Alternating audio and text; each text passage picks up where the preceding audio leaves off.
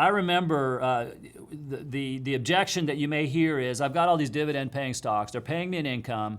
I get the income. I don't have to worry about things. It covers my cost of living. Why do I need you?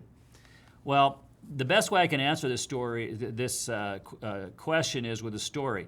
I remember back in 2008 when the market, actually it was 2007, and I was visiting with a prospective client, and his son had just gone to work as a financial advisor. And, so his 23-year-old son was now telling him, what he should be doing with his money.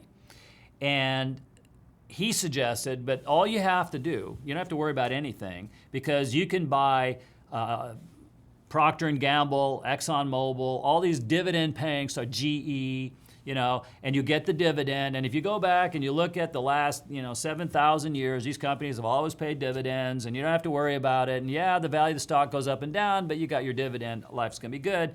And so this particular person had $3 million that I was talking to, and the son came up with this beautiful portfolio of all these dividend-paying stocks. And I said, that's all fine and dandy, but all the companies that were paying dividends when the Great Depression hit, a lot of them were put out of business. So if the company's not there anymore, they're not going to pay you a dividend. If they're experiencing financial difficulties, they're going to probably reduce their dividend, and you're going to see the value of the stock go down. You're going to hit double on that, okay?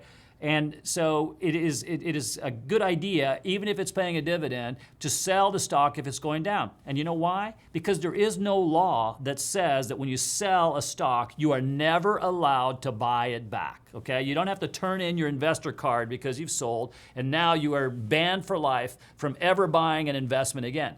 So in the case of Procter & Gamble, you can, if it goes down in value, if you sold it, and it does go down in value, you can buy it back. And guess what? If it's still paying the same dividend, your return, because you bought it at a cheaper rate, has massively increased. You're now not getting a 4% dividend, you're getting a 9% dividend potentially.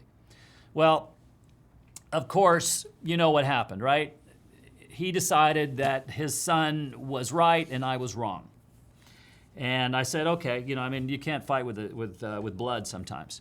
Well, guess what happened in 2008? So he built up this beautiful portfolio of GE and all the rest. And what happened in 2008?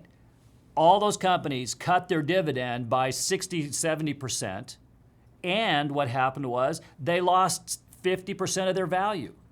So all of a sudden, he was sitting on his $3 million portfolio, was now $1.5 million, and the dividend that he was getting was cut in half.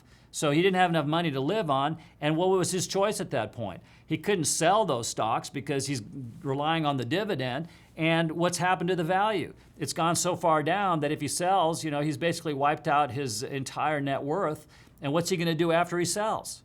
So he was stuck. And he actually called me and told me about this, and I was like, you know what, at this point, I can't help you. I can't. So the important thing is, I can't recover that you've lost half your money. I can't do that. I don't have a magic wand. I'm sorry. So when somebody tells you that their dividend-producing stocks are giving them all their income and all that, remind them of 2008 and the Great Depression, and ask them if another bear market comes and that happens to you, is that a good idea, or is it better to sell, preserve your wealth as much as possible, and then buy it back if it goes down? If we have a terrible bear market, you can buy it back and you'll get it at a cheaper price. And if they did hold their dividend, you got a 9% dividend now instead of a 4%. You like apples? How about them apples? Okay?